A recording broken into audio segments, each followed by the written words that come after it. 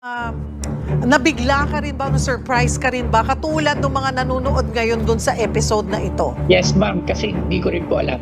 Wala pa akong idea na merong ganon. Kasi idol natin si Sir Francis, so nagulat po tayo. Pero sa akin, okay lang naman yun kasi meron talagang mga ganong pangyayari na hindi natin maasahan. So, pero nagulat talaga. It's a big revelation actually yung nangyari. Kamakailan lang, nagulantang ang lahat ng mga netizen online dahil sa paglantad ng naturang dating nakarelasyon umano'y ng yumaong master rapper ng Pinas na si Frances Magalona. Dahil sa pagbinto ng jersey sa Pinoy Pawn star ng memorabilia ng dating nakarelasyon ni Frances Magalona na si Abigail Rait. Sa interview kay Boss Toyo sa 1PH, hindi niya alam o wala siyang alam na may mga pangyayaring ganyan, pero may mga pangyayaring ganyan sa buhay natin. Bigla ka rin ba, na-surprise ka rin ba? Katulad ng mga nanonood ngayon dun sa episode na ito. Yes, ma'am, kasi hindi ko rin po alam. Wala pa akong idea na merong ganon.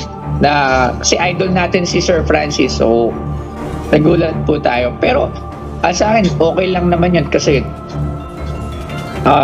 meron talagang mga ganong pangyayari na hindi natin maasahan. So, pero nagulat talaga. It's a big revelation actually yung nangyari. Pinag-iisipan niya umano'y kung i-upload niya ito sa kanyang social media o hindi. Dahil tiyak na magulantang ang lahat pero dahil content niya ito at marami namang pro-webo na pinakita ang dating kasintahan ng master rapper, kung kaya tuluyan niya itong in-upload sa kanyang social media account, una merong photos kung saan magkasama sila na naka-uniform siya, na dati flight attendant pa ito, at ang nakasulat sa likod ng photos, Abigail I love you so much mua mua. Nagpapatunay lamang ito na nagkarelasyon sila. Nakita niyo na naman sa letter na I love you so much. So, meaning to say, may relationship. Okay? So, Relationship with Sir Francis. yes.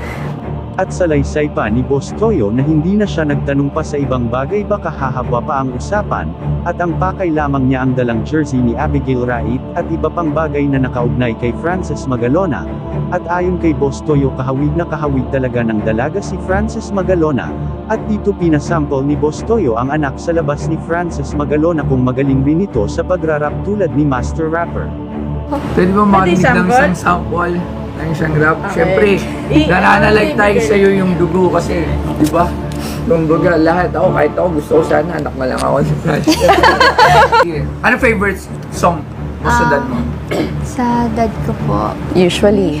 Po yung famous siya po, yung Kaleidoscope. Kaleidoscope.